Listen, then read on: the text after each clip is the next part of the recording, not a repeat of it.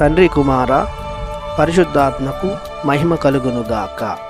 ఈనాటి జీవవాక్యం. ప్రభువు మన తరపున వాదించి భక్తిహీనులైన నరుల నుండి మనలను కాపాడును. కీర్తన 43 వచనము 1. ప్రియమైన సహోదరి సహోదరులారా, దేవునిచే ప్రేమించబడుతున్న దేవుని బిడ్డలారా, త్రిత్వేక దేవుడు మేము తన కృపానుగ్రహాలతో నింపునుగాక.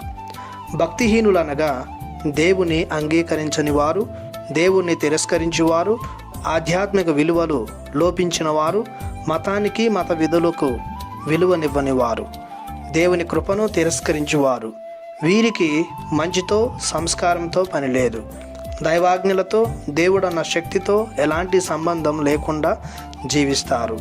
దేవుడున్నాడని దేవుణ్ణి గూర్చి చెప్పినా, మాట్లాడినా, బోధించిన దేవునికి సంబంధించిన విషయాలైన దైవరాజ్యం, దేవదూతలు, పునీతులు, పరలోక శక్తులు, గురువులు, కన్యాస్త్రీలు, మతాధికారులు, దైవభక్తులనిన వీరికి మహాకోపం, చేదరింపు.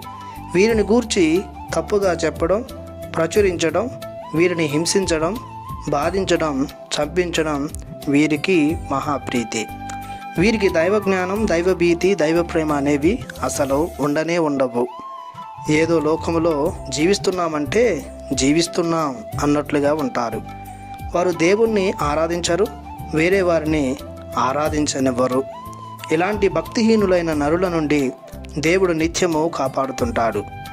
వారి ముందు ఎలా మాట్లాడాలో, ఏమి మాట్లాడాలో ప్రభువే నేర్పిస్తాడు. తన ధైర్యంతో, శక్తితో, జ్ఞానంతో నింపుతాడు. తన రెక్కల క్రింద కాచి కాపాడుతాడు.